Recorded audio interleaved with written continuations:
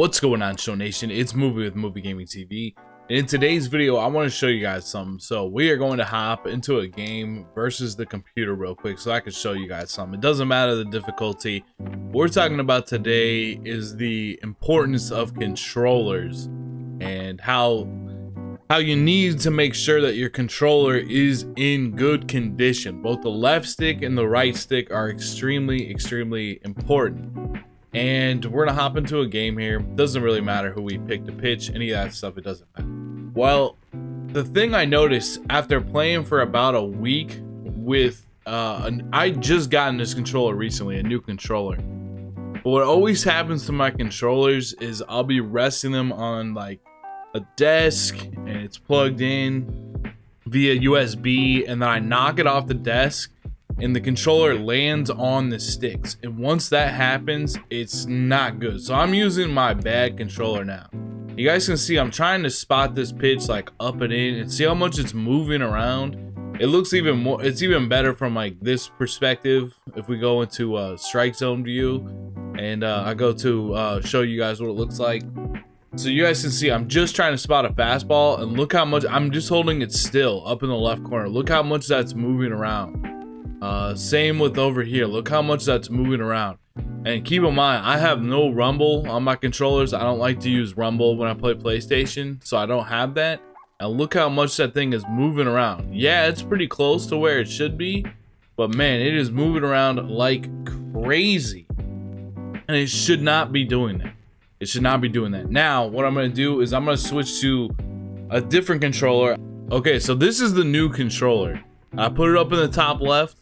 A little bit of movement maybe, but you guys can see it's not moving around a little, like nearly as much. There's maybe a slight movement every so now and then, but see how still that is? Move it over here. A little bit of movement, but not even close to what we saw. That might be even me naturally moving it just a little bit, but not even close to what we saw sitting still. Move it over here. Absolutely nothing. Absolutely nothing really. Move it over here. Almost absolutely nothing. Let's go back to the other one more time just for a comparison.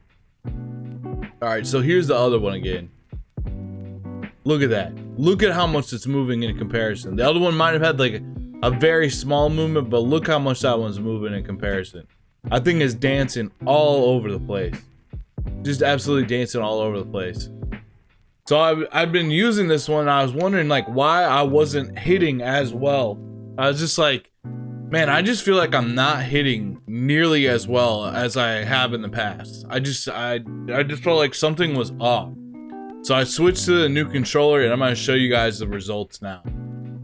All right, so we're going to hop into some game footage. And I like to think of the left stick kind of like a mouse. You know, you need really precision movements in this game. And if the left stick is moving around like it's on a massage chair and just bouncing around, you're kind of at an extreme disadvantage, because now you're trying to put the PCI on the ball the best that you can, but the thing is just moving around like crazy. So you're adding another element to make it so that you don't have good PCI placement. Now in this gameplay too, I really got back to focusing on the ball itself and trusting that my left stick was going to have that precision that I needed to be able to move it to the ball, to blast the ball over the wall. I highly suggest you guys hop into a game and test out your own controller to see how it's doing. You know, we play a lot of showdown games to grind out the game. We play lots and lots of games. Maybe your controller has fallen a couple times like mine has, and then the left stick gets messed up, and now, so to speak, your mouse is messed up. Your left stick is messed up. So you need to go and get a new controller if you can get a new controller, if you can order one. It just made a huge difference. I couldn't even shut up about it on my stream last night about it. I just was so overwhelmed with how much better the left stick was functioning and how much better I was hitting. So as you guys are going to see in this video, it made a huge difference. Make sure you guys go test out your controller. I ended up I just have a lot of PlayStation controllers that I built up over time, so I just went and grabbed a different one. You don't even necessarily have to buy a new controller whatsoever. Just go and find one. If you got, maybe several over the lifetime of owning your PlayStation 4, go and find one that has, go and find one that passes the test, because it's really, really important. It's going to make a huge difference. You don't want those slight movements towards the end of, slight movements that you can't control are really, really going to affect your ability to put the PCI on the ball, and you need that to be on point, especially if you're going to play in a tournament or if you're going to play ranked seasons. I think you can get away with it a little bit if you're just grinding out games against the computer, that kind of thing, but it even will help in those situations as well, to make sure that you guys have a good controller. I actually switched up my cap swing too. I've been switching up that a little bit. I went with Nolan Gorman. I'm really, really, really liking that card. I ended up exchanging. I did some exchanges. I was doing a lot of buying silvers, the high silvers. I felt like I was able to exchange pretty easily off of those. And what I mean by easily is I didn't have to put in like tons and tons of orders to get it done. And you're gonna have to spend some stubs to get it done, but I got that Nolan Gorman, and I got the Nolan Jones, and I was platooning at first base. I was platooning Willie McCovey, and I was platooning him with Buster Posey. But I started noticing when I was playing against a lot of opponents that they had this Nolan Gorman card. It is crazy, man. He only has 75 defense at first, but he plays like amazing defense at first base. And then his swing is really, really nice too. So I started using his swing on my cap. He did a lot of damage in this game as well. Nolan Jones' swing kind of reminds me of the old Joey Gallo swing too. Joey Gallo, obviously, he got re-mocapped a while back to have more of an authentic swing. But this swing, it kind of reminds me of his old swing, and I really, really like the Nolan Jones swing as well. But the Nolan Gorman card, I really, really like having him at first base. No platoon needed. Just let him chill at first base. That's what I really needed.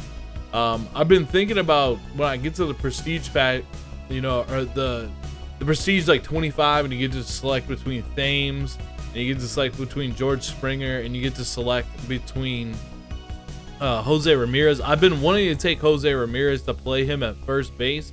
I don't know where I'm gonna play Jose Ramirez. It's definitely the card I think is the best out of those three. Maybe I'll end up taking George Springer. I don't know, but the thing is too, like Ryan Sandberg hits so well for me. He's almost hitting 400 online only. It's like he's only been playing at Hall of Fame, and he's only been playing on Legend pretty much with that Sandberg. And I don't know how he does it, but he's so productive. He almost hits like literally 400 for me, which is way above average for me on Hall of Fame and Legend. I'd say I'm around like 300 to 330 usually, maybe even and at times less than that on Hall of Fame and Legend. So for a card to be hitting up at that kind of level, I don't know. He just puts the ball and what I think about Sandberg is he's like a base hit machine. His defense is incredible, so it's like I really can't put Ramirez at second base over him. I got my cap at shortstop. I got Chipper at third. Really like all those cards. Gorman's at first. I'm not sure if Jose Ramirez can play left field. I could play him for Trout. Trout's still so expensive. A lot of people have been asking me too, these high-end diamonds, why are they so expensive? Your Bellingers, your Coles, stuff like that. When are they going to come down? I don't think they're going to come down for a while, to be honest with you. I could be wrong about that. Let me know down in the comments below. I could be wrong about that, but I feel like those cards are going to be expensive for a while because they're kind of rare to get, and then when people get them, they lock them into the collections a lot of the times. So they're difficult to get, and then they get locked into the collections, and I just feel like they're going to be expensive for a very long time until the majority of people have collections done, and now people aren't buying them to put in their collections. they're kind of getting them to resell. There is a high diamond pack in the XP reward path as well, so maybe that will kind of or will increase the stock, so to speak. And a lot of people that will get along that far also are going to start being able to get the collections done, because there's a lot of ways that we've been able to get stubs. So that's another factor that goes into why they're so expensive too. There's a lot of ways to get stubs in the game, either by flipping. We're already on the 3rd program, so people have been able to go through that, sell that card, get a lot of subs from that. We've had a lot of conquests with free packs. You know, we've had a lot of events where you can get the wins, sell those cards. Just, it's a lot different than like the first couple weeks, or especially like the first 2 weeks, when people don't have a lot of stubs yet. There's been no real way to easily acquire like big sums of stubs, other than like going 12-0 in Battle Royale or something like that. So I feel like if you're gonna go after those cards, you might as well go after them now, unless you really want to wait a couple months. Like I just don't see those cards going down in value for a couple months. We've had like one stub sale as well, but that sub sale was like, it wasn't like a 50% sub sale that we'll see like later on into the lifetime of the game, if we see that at all, and that'll make them go up even more. But what I wanted to say is, like, so I don't know if I could put Jose Ramirez in left field for Trout, because this is like the best Mike Trout's ever been that I can remember. Not only is he super expensive, helps you along the way to get Mickey Mantle, but like all of his quirks are ridiculous. Like I think I saw something recently on Twitter about like the perfect, I think it was College Lefty, like the perfect situation to get him out. It needs to be like a night game and a 1-0 count when your opponent has, or when you had the lead or something like that. Go look at his quirks, they're incredible. He doesn't have a lot of vision, still has those reverse splits, like a ton of power versus right-handed pitching. And you also have like Reggie Jackson that you could theoretically put in left field too. So your outfield could be like Prestige Reggie Jackson. It could be George Springer in left. I don't know. I really want Jose Ramirez, but Gorman is going to make it very difficult to play. I don't know. I just think he's one of the best first basemen that I've ever used in Diamond Dynasty. That's for sure. But yeah, guys, make sure you guys check out your controller. You know what I mean? Just go and see how it is. That could be one of the big factors that, you know, could definitely make you hit better. It's just one of those things that you need to check every so often. Just the main point I want to say is, if you're noticing it bouncing around, that's not normal. Like that's not how it's supposed to be. That's not what you need it to be. So make sure you guys go check that out and get that fixed. And hopefully after you do that, you know, always watch the ball when you're hitting. Watch the ball, the pitcher's hands, the best that you can.